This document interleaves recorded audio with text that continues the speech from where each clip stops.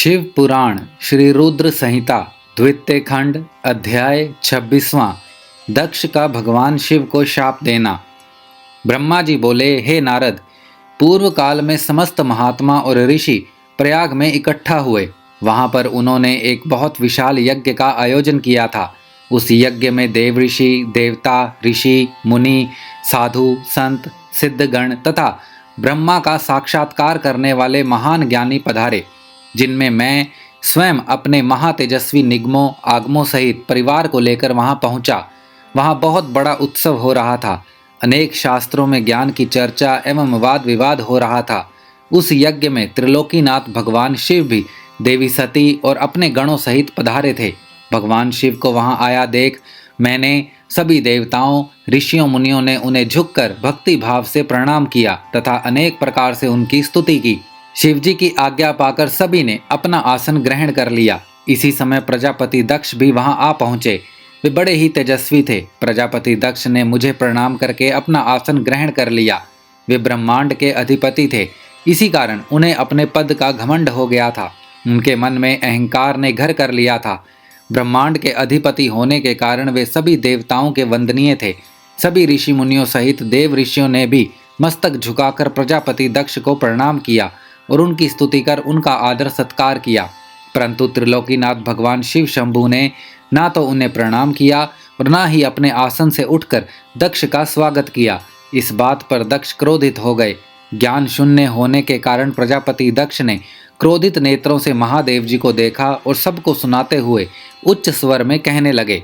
प्रजापति दक्ष बोले, सभी देवता, असुर, ब्राह्मण, ऋषि मुनि सभी मुझे नम्रता पूर्वक प्रणाम कर मेरे आगे सिर झुकाते हैं। ये सभी उत्तम भक्ति भाव से मेरी आराधना करते हैं, परंतु सदैव प्रेतों और पिशाचों से घिरा रहने वाला यह दुष्ट मनुष्य क्यों मुझे देखकर अनदेखा कर रहा है? शमशान में निवास करने वाला यह निर्लज्ज जीव क्यों मेरे सामने मस्तक नहीं झुकाता? भूतों पिशाचों का साथ करने के कारण क्या यह शास्त्रों की विधि भी भूल गया है? इसने नीति के मार्ग को भी कलंकित किया है। इसके साथ रहने वाले या इसकी बातों का अनुसरण करने वाले मनुष्य पाखंडी, दुष्ट और पाप का आचरण करने वाले होते हैं। वे ब्राह्मणों की बुराई करते हैं तथा स्त्रियों के प्रति आकर्षित होते हैं। यह रुद्र चारों वर्गों से पृथक और कुरूप है, इसीलिए इस पावन यज्ञ से इसे बहिष्कृत कर दिया जाए। यह उत्तम कुल और जन्म से हीन है, अतः इसे यज्ञ में भाग ना लेने दिया जाए। पुत्र, क्रोध से विवेक समाप्त हो जाता है।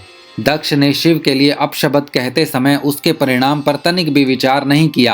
अहंकार के कारण वह शिव के स्वरूप को भूल गया। वह यह भी भूल गया कि आदि शक्ति ने जिसका तप द्वारा वर्ण किया है वह कोई साधारण मनुष्य, ऋषि या देव नहीं है। ब्रह्मा जी बोले, हे नारद, दक्ष की ये बातें सुनकर भृंगु आदि बहुत से महर्षि रुद्रदेव को दुष्ट मानकर उनकी निंदा करने लगे। ये बातें सुनकर नंदी को बुरा लगा। उनका क्रोध बढ़ने लगा और वे दक्ष को शाप देते हुए बोले, हे महामूढ़, दुष्ट बुद्धि दक्ष, तू मेरे स्वामी देवादि देव महेश्वर को यज्ञ से निकालने वाला कौन होता है? जिनके स्मरण मात्र से यज्ञ सफल हो जाते हैं और तीर्थ पवित्र हो जाते हैं, तो उन महादेव जी को कैसे शाप दे सकता है? मेरे स्वामी निर्दोष हैं और तूने अपने स्वार्थ की सिद्धि के लिए उन्हें शाप दिया है और उनका मजाक उड़ाया है। जिन सदाशिव ने इस जगत की सृष्टि की, इसका पालन किया और जो इसका संहार करते हैं, तो उन्हीं महेश्वर को शाप देता है। नंदी के ऐसे वचनों को सुनकर प्रजापति दक्ष के क्रोध की कोई सीमा न रही। वे आग बबूला हो गए और नंदी समेत सभी रुद्रगणों को शाप देते हुए बोले, अरे दुष्ट रुद्रगणों, मैं तुम्हें शाप देता हूँ कि तुम सब वेदों से बहिष्कृत हो जाओ। तुम वैदिक मार्ग से भटक जाओ और सभी ज्ञानी मनुष्य तुम्हारा त्याग कर दें। तुम शिष्ट आचरण ना करो और पाखंडी हो जाओ। सिर पर जटा, शरीर पर भस्म एवं हड्डियों के आभूषण धारण कर मदपान करो। जब दक्ष ने शिव जी के प्रिय पार्षदों को इस प्रकार शाप दे दिया तो नंदी बहुत क्रुद्ध हो गए। नंदी भगवान शिव के प्रिय पार्षद हैं। वे बड़े गर्व से दक्ष को उत्तर देते हुए बोले, नंदीश्वर ने कहा, हे दुर्बुद्धि दक्ष, तुझे शिव तत्व का ज्ञान नहीं है। तूने अहंकार में शिव गणों को शाप दे दिया है। तेरे कहने पर भृंगु आदि ब्राह्मणों ने भी अभिमान के कारण भगवान शिव का मजाक उड़ाया है। अतः मैं भगवान शिव के तेज के प्रभाव से तुझे शाप देता हूँ कि तुझ जैसे अहंकारी मनुष्य जो सिर्फ कर्मों के फल को देखते हैं वेदवाद में फंसकर रह जाएंगे। उनका वेद तत्व ज्ञान शून्य हो जाएगा। वे सदैव मोह माया में ही लिप्त रहेंगे। वे पुरुषार्थ विहीन होंगे और स्वर्ग को ही महत्व देंगे। वे क्रोधी व लोभी होंगे। वे सदा ही दान लेने में लगे रहेंगे। हे दक्ष, जो भी भगवान शिव को सामान्य देवता समझकर उनका अनादर करेगा, वह सदैव के लिए तत्व ज्ञान से विमुख हो जाएगा। वह आत्मज्ञान को भूलकर पशु के समान हो जाएगा तथा यह दक्ष, जो कि कर्मों से भ्रष्ट हो चुका है, इसका मुख बकरे के समान हो जाएगा।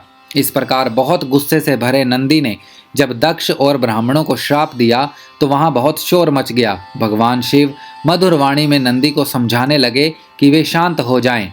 प्रभु शिव बोले, नंदी, तुम तो परम ज्ञानी हो, तुम्हें क्रोध नहीं करना चाहिए। तुमने बिना कुछ जाने और समझे ही दक्ष तथा समस्त ब्राह्मण कुल को शाप दे दिया है। सच्चाई तो यह है कि मुझे कोई भी शाप छू ही नहीं सकता, इसीलिए तुम्हें अपने क्रोध पर नियंत्रण रखना चाहिए था। किसी की बुद्धि कितनी ही दूषित क्यों ना हो, वह कभी वेदों को शाप नहीं दे सकता। नंदी, तुम तो सिद्धों को भी तत्व ज्ञान का उपदेश देने वाले हो। तुम तो जानते हो कि मैं ही यज्ञ हूँ, मैं ही यज्ञ कर्म हूँ, यज्ञ की आत्मा मैं हूँ, यज्ञ परायण यजमान भी मैं हूँ। फिर मैं कैसे यज्ञ से बहिष्कृत हो सकता हूँ? तुमने व्यर्थ ही ब्राह्मणों को शाप दे दिया है। ब्रह्मा जी बोले, नारद, जब भगवान शिव ने अनेक प्रकार से नंदी को समझाया तो उनका क्रोध शांत हो गया। तब शिव जी अपने अन्य गणों व पार्षदों के साथ अपने निवास स्थान कैलाश पर्वत पर चले गए। क्रोध से भरे दक्ष भी ब्राह्मणों के साथ अपने स्थान पर चले गए, परंतु उनके मन में महादेव जी के लिए क्रोध एवं ईर्ष्या का भाव ऐसा ही रहा। उन्होंने शिव जी के प्रति श्रद्धा को त्याग दिया और उनकी निंदा करने लगे। दिन ब दिन उनकी ईर्ष्या बढ़ती ही जा रही थी। श्री रुद्र संहिता द्वितीय खंड अध्याय 26वां समाप्त।